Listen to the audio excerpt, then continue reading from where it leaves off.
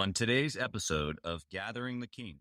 I think creativity needs constraints. I think to be really successful, you have to say no to way more than what you say yes to.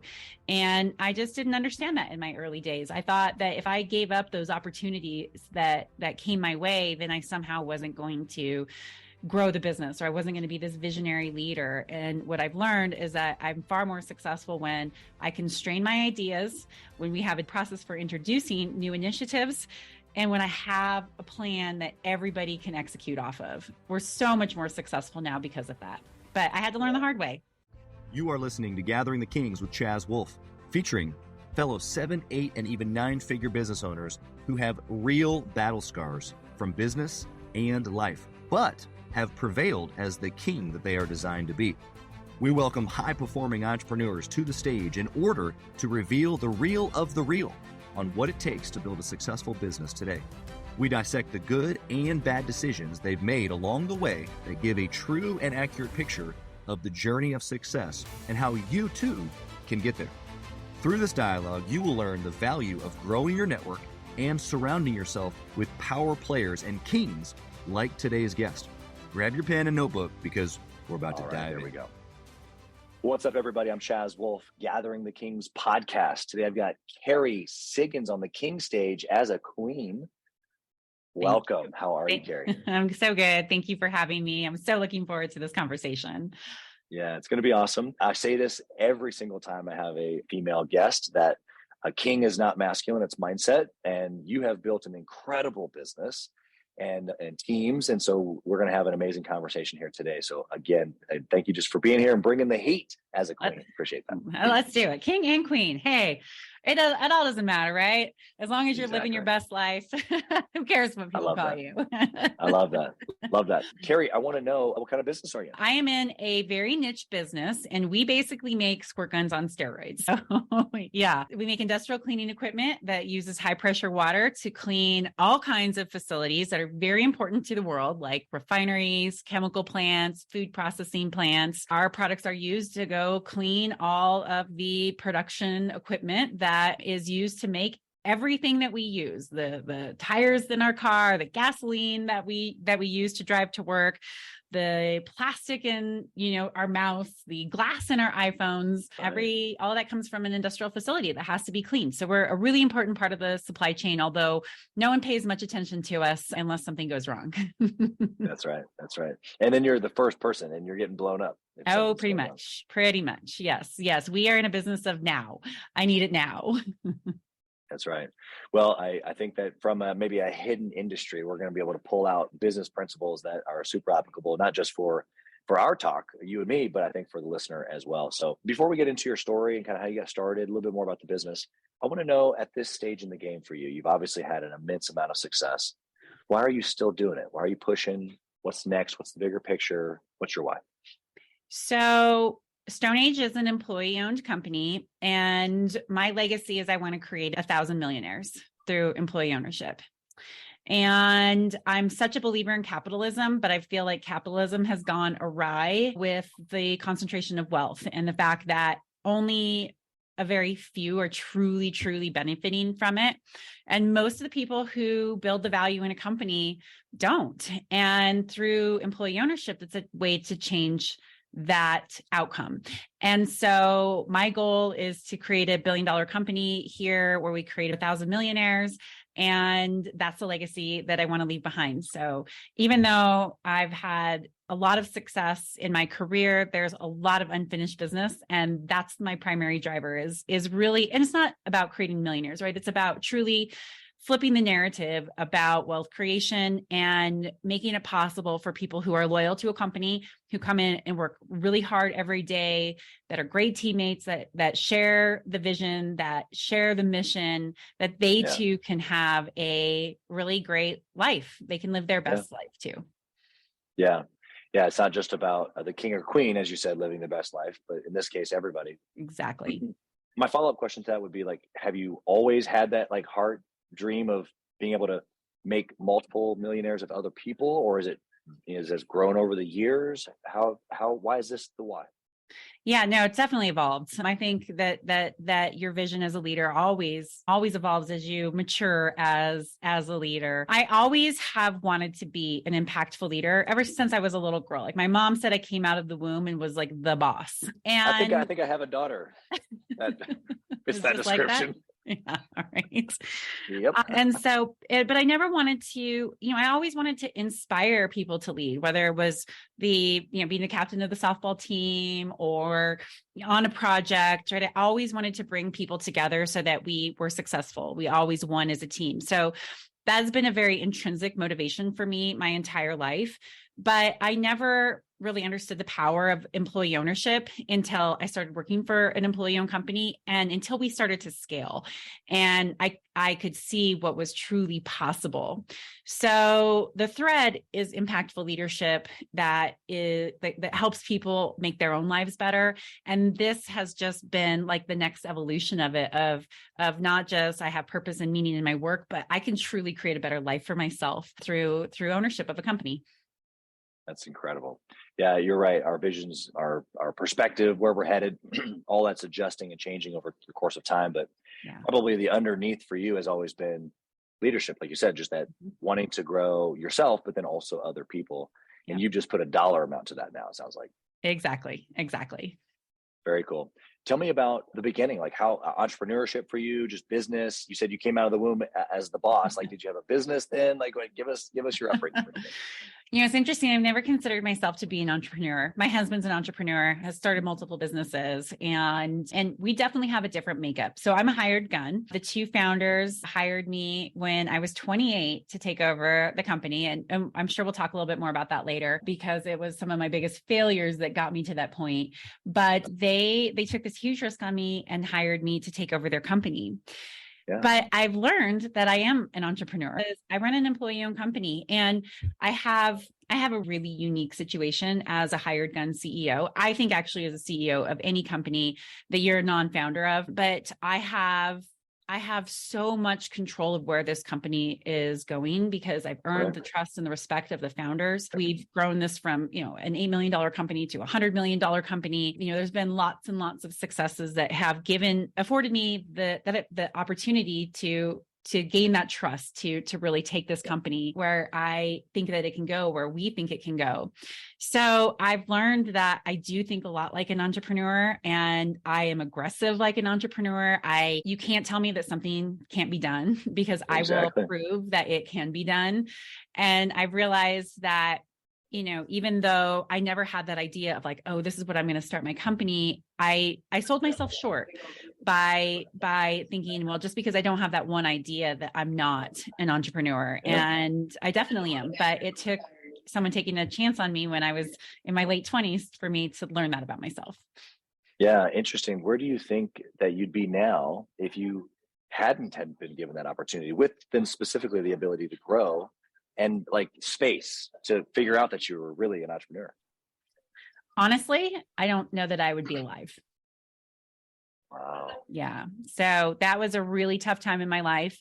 And when I was given that opportunity, it was the catalyst that I needed to make a dramatic change. And wow. I, as you can probably see, I live life very intensely, and that has manifested itself in some really negative ways. And so by being given the opportunity to really step into leadership and do it in a culture that is all about people and how we're doing this together, it was what I needed to be able to say, I can choose something different for my life. So yeah, you never know, right? You can look back and say, maybe this would have happened. Maybe this would have happened. I don't know. Maybe I'd be a CEO of some other company, but I can say there's a pretty good chance that I wouldn't be alive. Yeah. Not only is that just super impactful, I'm sure relatable to some listeners, but I think what you described there is underneath your desire to serve and your why of all of this, it really stems because someone served you. Exactly. And I think as entrepreneurs, as we get, even more and more successful, it's not really about necessarily the next dollar or the next 100 million. it's about giving to others what someone had given to us. Exactly. That is my biggest impact now. I'm a big believer in self-leadership. Self-leadership is one of our core values here at StoneAge. And whether it's through sharing an experience, giving somebody an opportunity, pushing somebody when I see like, they can do really big things, they just need that little push.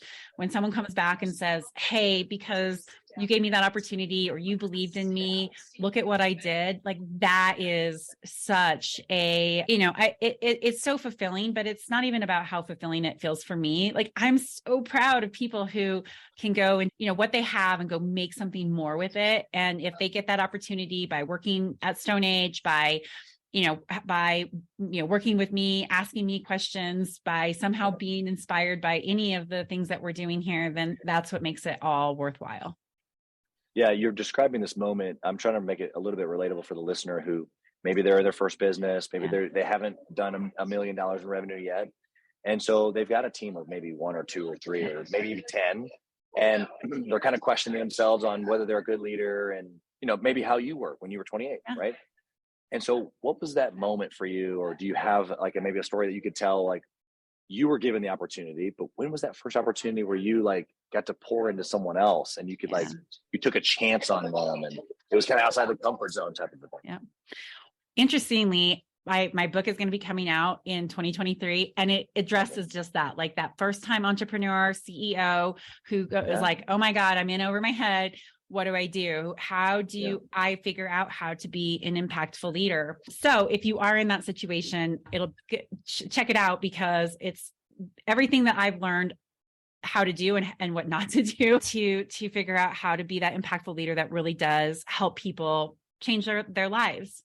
Yeah. I can't remember. I mean, I've had so many opportunities because I have such a team that's willing to get vulnerable and open, but I'm going to share the most impactful one that just sticks with me today. I actually just told this on stage to 600 other CEOs a couple of weeks ago. And I don't share this story very often, but it makes a big difference. So my past, I had substance abuse issues and I overdosed in 2006. And I never shared my story out of fear of being judged about what people like, how could your CEO have a drug problem? And, but when I first told my story to my executive team, we were doing a team building session and we were, getting really vulnerable. And I decided like, it's too big of who I am. I have to tell this story. And so I did, but I was so scared. And it was a groundbreaking moment where people started sharing their stories and we built these deeper connections. And I realized like, maybe it's not so scary to tell my story. So as more people within the company learned about it, more people would come up and, tell me about their problems and tell me about how they overcame something or would ask for help.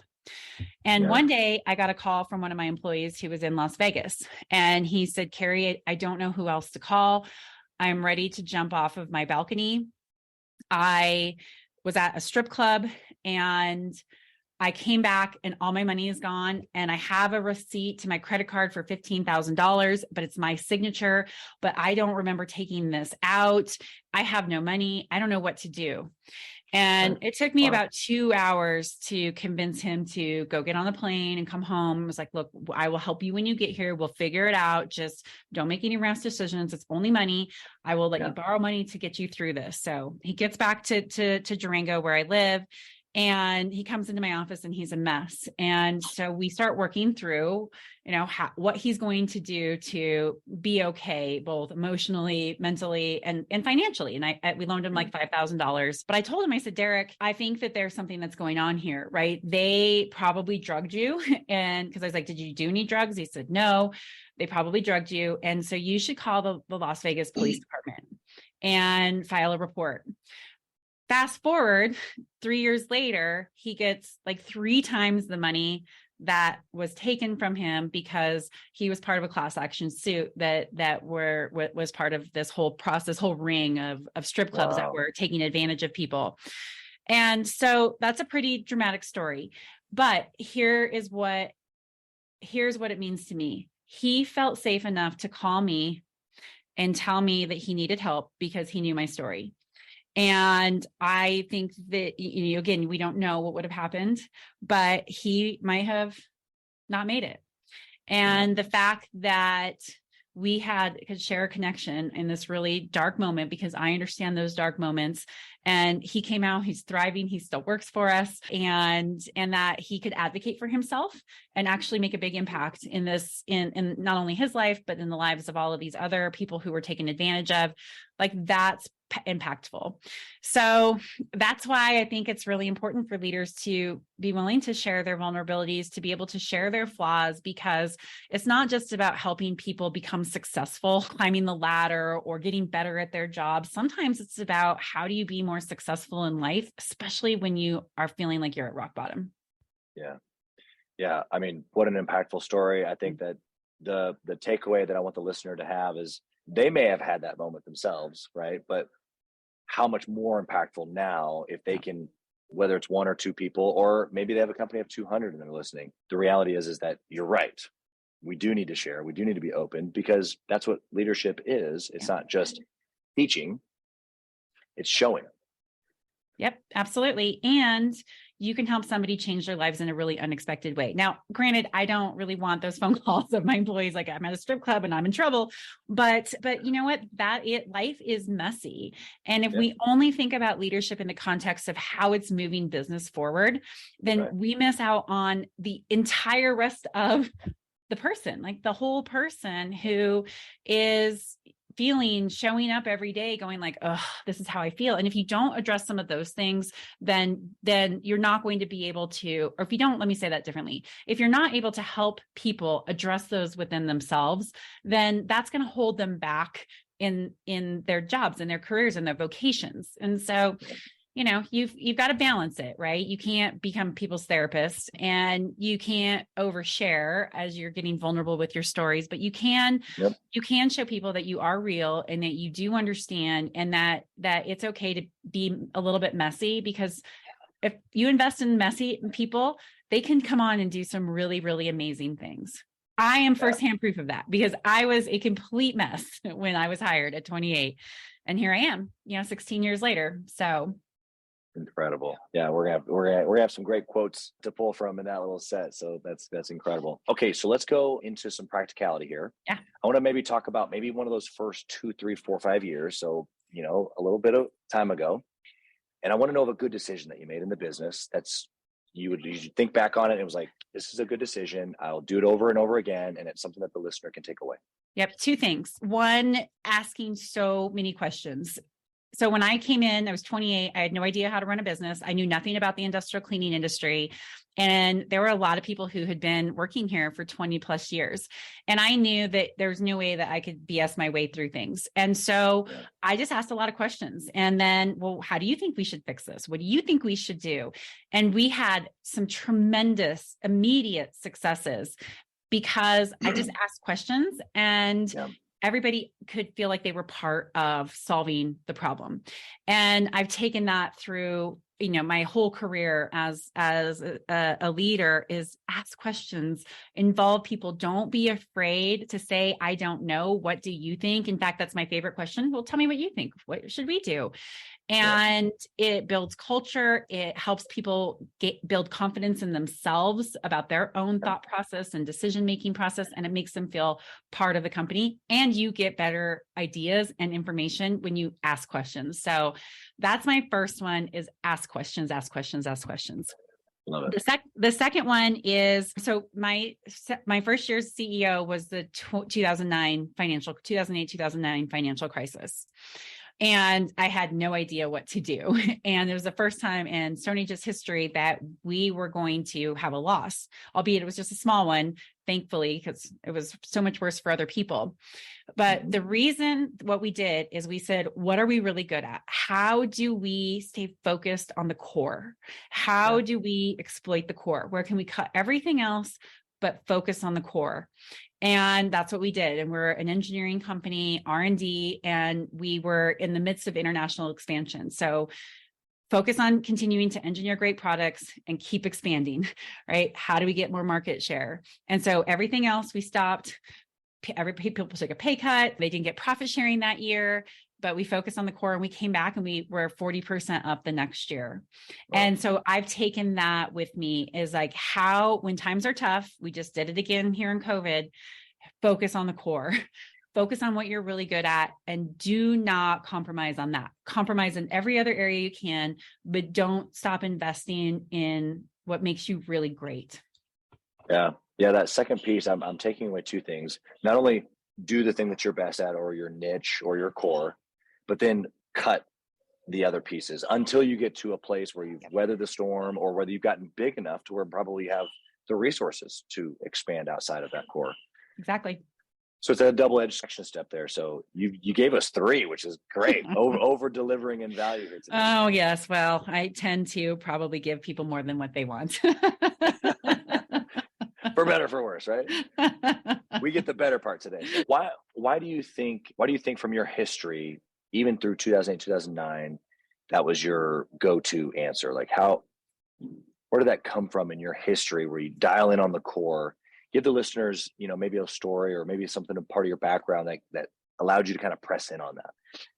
Well, it was actually from an experience that flopped right before that happened. So we decided we make a line of sewer cleaning nozzles as well. And we decided to go in a different direction that was outside of our core, and it totally flopped. And we spent a bunch of money, especially for a small company, because we were really small back then. And it was like, ooh, okay. And it was fine. Like, I'm all for experimenting and for failing fast, which we did. But it was right before we were literally having these conversations about, when we are small and we don't have a lot of money to invest, how do we expand what we're really good at? And this was something that we weren't really good at. And so I could take that lesson into the crash going, okay, wow, I know that this is what's right. I learned what happens if you start to get too scattered. And so that's what I didn't know it was going to work, right? I was scared. I had never gone through something like this before, but based on that experience of that flopping, we'd made the decision, then it's our core. And that just made sense to me going into a downturn. We were in a situation that our products at that time weren't capital expenditures, and they're really, really important to clean. Everything is about the nozzle that cleans. So we knew that we would be able to bounce back pretty quickly when it was all said and done. So how do we just bounce forward instead of just bounce back? And so that was the mentality that we took. Do you think that like the mindset of dialing into the core is like this huge, long process, or is it like you kind of just already knew? I'm trying to correlate it to the listener right now who is, maybe thinking about adding another service or another line, like, and when do they determine to do that, or should they just stay with what they know? How do they know what their core is? Maybe some insight there. Yeah. I mean, for us, it's easy what our core was. I mean, we've been doing it for 25 years. So that wasn't a difficult thing for us to figure out. But here's an interesting thing that we went about doing as we started advancing our technology. And first, let me preface by saying, focus. It is the most important thing that you can do. And leveraging the resources that you have, whether that's engineering resources, whether that's marketing resources, whether that's geography, that's a really important, especially when you're a small company. If you start to say, ooh, I can go after this idea, but I have to pull resources away from what I know what makes us good, there's a bigger chance that you're going to fail. Now, sometimes companies have to pivot, right? But focus is everything. But it's also understanding what that focus needs to be and how, as you're evolving your products or service, how that focus needs to change. So we make a tool that cleans every type of application that's out there, a pipe, a tank, a surface. And when you're making small tools that use basically the same technology, you can have the breadth of the application. Right. When we started getting into automation, I said, let's do the same thing. Let's develop a piece of automation for every application.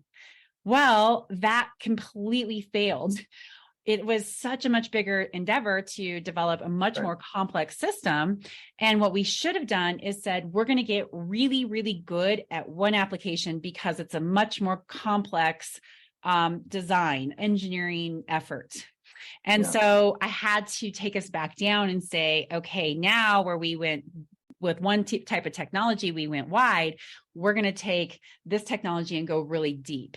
And so, it evolves as your services and as your products, whatever you're going to market with changes.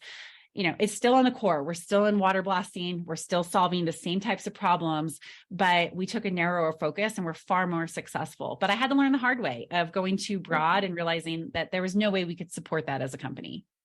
Yeah, 100%. Okay, let's switch over to your bad decision. Same type of time frame, maybe early on, something that you just didn't work out that you can share with us that we can learn from. Yeah. Besides making too many products. Yeah, that wasn't a very costly one. So I'm a believer that you can make anything work, kind of like that entrepreneurial type mentality of like, don't tell me no, like we'll figure it out. Yeah. And I'm okay with taking risks. I like taking risks. But not everybody in the company likes that. And I led in a very, what I thought was disruptive way. But I think that, many on my team felt like it was probably chaotic because we didn't have this like really clear plan tied to the vision of where we're going to go. And so we made a lot of mistakes. We spent way too much money that we didn't need to. Is if I would have just slowed down and taken more time to plan, to really get, because you can have a great strategy, but bad execution and it's a bad strategy. And so where I've really focused over this last 8 years as a leader is in execution. And I made that mistake early on where, let's try this, let's do this, that's okay. We don't have it all figured out. We'll figure it out as we go. And that's tough. You can do a lot. And we did a lot with that strategy, but it was very uncomfortable and we made mistakes and a lot of people were miserable because we didn't have a plan that they could operate off of. Yeah. I mean, in essence, the freedom of doing whatever you want, it feels like, well, if I give that up, then I'm only doing this one thing, or I'm not entrepreneurial in my thinking. I'm a employee mind, and actually what you're really giving through a little bit more structure, through a little bit more planning, is freedom to the team to like really go after it. Totally. Right. Totally. I think creativity needs constraints. I think to be really successful, you have to say no to way more than what you say yes to. And I just didn't understand that in my early days. I thought that if I gave up those opportunities that came my way, then I somehow wasn't going to grow the business, or I wasn't going to be this visionary leader. And what I've learned is that I'm far more successful when I constrain my ideas, when we have a disciplined process for introducing new initiatives, and when I have a plan that everybody can execute off of. We're so much more successful now because of that. But I had to learn the hard way. Yeah. Yeah. I think that we all do to a degree. And maybe the listener is still in that mode of learning. I think even now, though, even though we know, we still have to work this out. Even if you know it and you're making the right choice, we still have to consciously put energy units and attention units towards, no, we should stay right here. Yep. Exactly. We have that fear of missing out. And I think entrepreneurs really get that. And the fact is that you're probably not. And again, that focus, it's really important. Don't get sucked into the trap of thinking that you're going to miss out something that pulls you away from getting better at what you're already good at. Yeah. So good. Kerry, let's continue this decision-making process, but I want to know, like today, kind of fast forward now, is there a certain formula, steps that you follow, mindset that you're in when you're trying to make decisions today? Sure. So yes, we have a much more disciplined process. So we actually took I don't know if anybody's read Built to Last. Oh, yeah. Sure. Or is it, I think it's actually Great by Choice. I think it's Great by Choice. I love all of them, but they talk about a SMAC recipe. So what is it that's your core that really has made you successful? And in the book, they give the example of Southwest Airlines. And it so resonated with me because it's a framework for making decisions, for judging your ideas. And so we built our own SMAC recipe. We call it our recipe for success. And we filter our ideas through that process, at least our the big ideas that we have. And so how is it going to fit into that framework? And it's really good because everybody can understand it and everybody can use it. And that means that I don't have to be the one making all the decisions all the time, that my team feels empowered because they know the vision, they know what we're trying to achieve, and they have this framework for decision making. I'm a big believer in framework for decision making. And so we go through and we judge it on the 5 different components of our recipe for success. And that's how we make decisions. Yeah, that's incredible. I mean, in essence, your recipe has come from the vision and the plan. Yep. And then to the principle that you just taught us is you stay focused. Yep. So if we're going to stay focused, if that's what we're committed to, and this is the vision and the plan, the decision is either it helps us get here or it doesn't. Yep. Exactly. It really is brilliant. And Southwest Airlines is such a good example because, they made the decision it's going to be, short flights. It's going to have to be using this size of plane.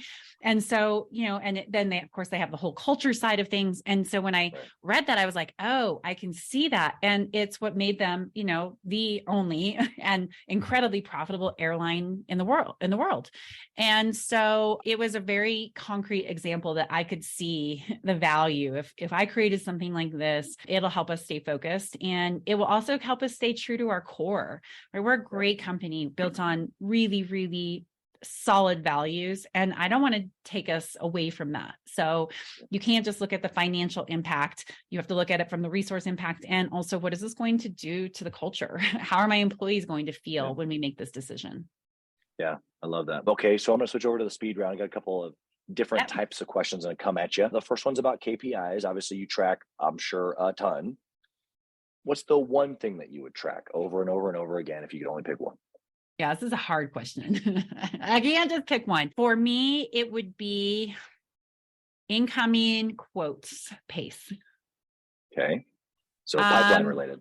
Yeah, because if I had to pick one, because you can do so much with that, right?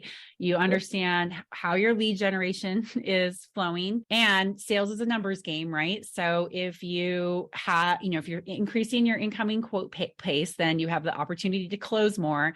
And then, then you have more opportunities to close deals. And that's what drives your sales revenue. It's what drives your EBITDA. It's what drives your cash flow.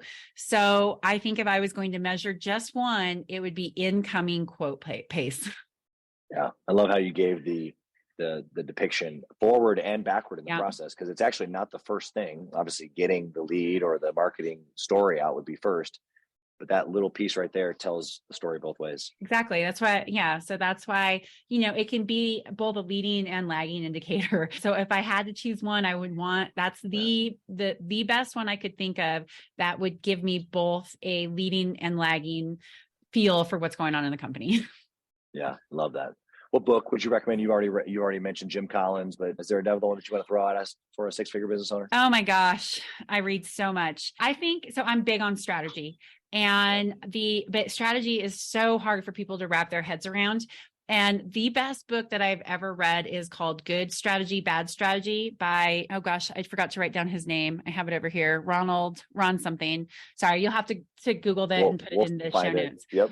Yeah. Good Strategy, Bad Strategy, game-changing book on how to think about strategy. And he writes it in a way that you can take it and implement it and work with your team on understanding strategy. So it's one of the, I've read it probably five or six times at least. And I'm not a big read a book over again person, but this one is really, really good. Yeah. Love that. Very good. What you said, other than being able to understand it and then give it to your team, is there anything specific inside that book where you're just like, I got this one piece? Yeah. So it's all, and this seems obvious, but it's not, right? It all comes down what he calls the kernel of strategy, but it's really about what problem are you trying to solve? And then how your unique market position and solution can solve that. So we talk about the kernel of strategy, and I just simplify it down for my team is what problem are we trying to solve? And why are we going to be the very best at solving that? That is simply what your strategy is. In fact, our strategic plan starts with that. Here's the problem we're trying to solve. And everybody can relate to it. All my employees, okay, yeah, I understand that, right? It just simplifies it so much. So he calls it the kernel of strategy, and I call it a real keen focus on what problem you're trying to solve and why you are in a unique position to solve it. Yeah, love that. Okay, what do you think about intentionally networking and or masterminding with other entrepreneurs?